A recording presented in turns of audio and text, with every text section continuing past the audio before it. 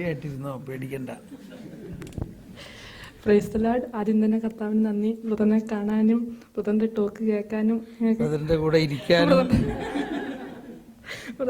ഇരിക്കാനും ഒക്കെ കൃപന്ന കർത്താവിന് ഒത്തിരി നന്ദി.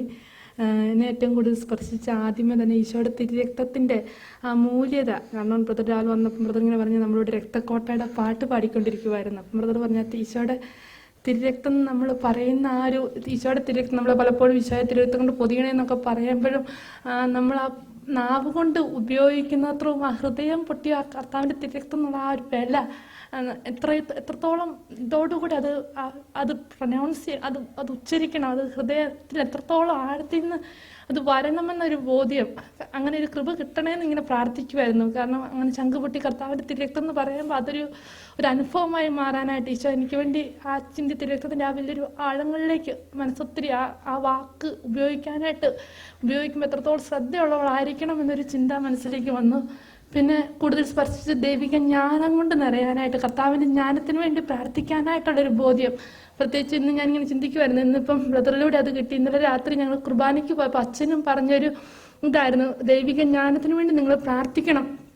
അപ്പോൾ രാവിലെ എഴുന്നേറ്റ് കൂടുതലും പ്രാർത്ഥിക്കുമ്പോൾ ആ ജ്ഞാനത്തിന് ഇതിനായിട്ട് കൂടുതൽ പ്രാർത്ഥിക്കാനായിട്ട്, കർത്താവിൻ്റെ ജ്ഞാനം കൊണ്ട് നിറയാനായിട്ടുള്ള പ്രാർത്ഥിക്കാനായിട്ടും.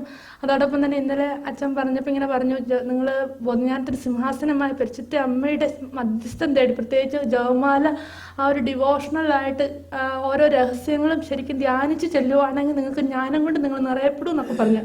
അപ്പോൾ ഇങ്ങനെ ഒരു തീരുമാനം പോലെ ഇങ്ങനെ തോന്നിയത് എന്താ വെച്ചെന്നാൽ, പ്രഭാതത്തിൽ എഴുന്നേറ്റൊക്കെ ജപമാല ചെല്ലുമ്പോൾ ആ ഒരു ജപമാല പരിപൂർണമായിട്ട് ദൈവിക ജ്ഞാനത്തിന് വേണ്ടി ആഗ്രഹിച്ച് ചെല്ലാനായിട്ട് ഒരിത് മനസ്സിലേക്ക് തോന്നി.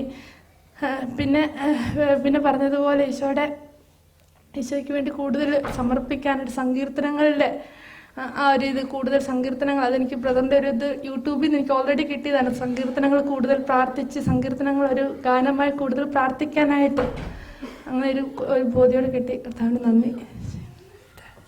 Praise the Lord. ഈശോ അനുഗ്രഹിക്കട്ടെ. God bless you. യെസ്, അടുത്ത ആൾ വരാം.